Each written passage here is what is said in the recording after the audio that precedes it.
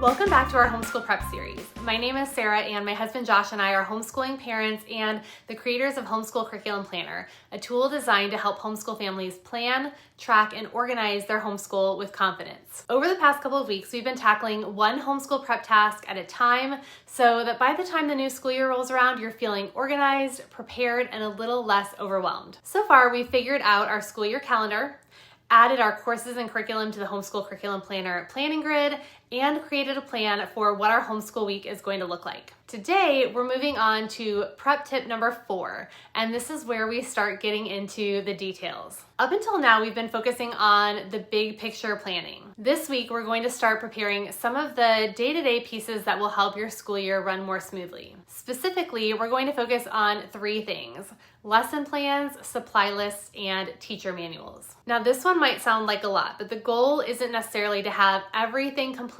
finished this week. Instead, we're trying to get a head start so you're not scrambling to find your materials, figure out what to teach, or track down resources the night before your first day of school. A little preparation now can save you a lot of stress later, so let's jump in and talk about how to tackle each of these areas.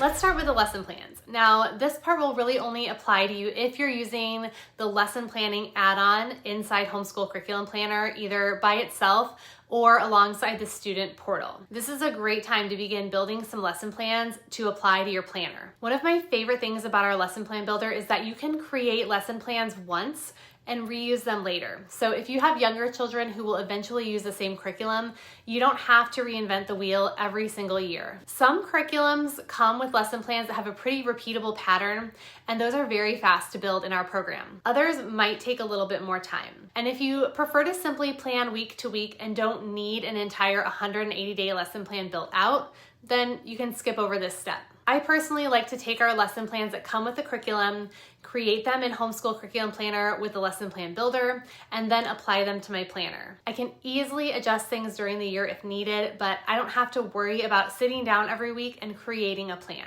And when my kids log into their portal, they can see exactly what they need to do each day. Now, if you don't use our lesson planner or you don't use the lesson planner at all, that's completely fine. This week, spend some time thinking about how assignments will actually get from your curriculum into your child's hands. Will they use checklists? Will they use a student planner? Or will your lessons be mostly teacher-led? There's no right answer. The goal is simply to know what your system is going to be. Okay, next, let's talk about supplies.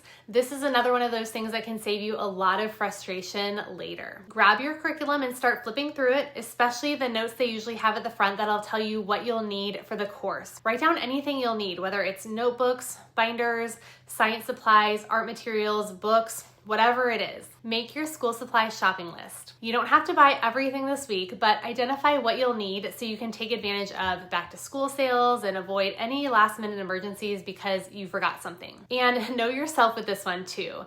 For me, I know if I don't prep ahead of time, I will get busy during the school year and forget, and then we'll get to an activity that I'm inclined to just skip because I don't have all the materials. We thrived with our art curriculum last year because I literally bought all of our supplies for our projects up front and then had them on hand when needed. So don't skip this tip if you think it would help you out. And finally, set aside a day or two this week to read your teacher manuals. I know, this isn't the most exciting thing to do this week, but it's pretty important. You'll want to skim through the books and make sure you understand things like how the lessons are structured, how much prep work is required, how assessments are handled, things like that. Even if something is open and go, I've learned the hard way that you will want to familiarize yourself with the curriculum before school starts. So that's prep tip number 4. This week, start building your lesson plans or think through your lesson delivery system, begin a supply list, and spend some time with your teacher manuals. Remember, this all doesn't have to get done this week. I'm giving you 2 weeks minimum to tackle all of this because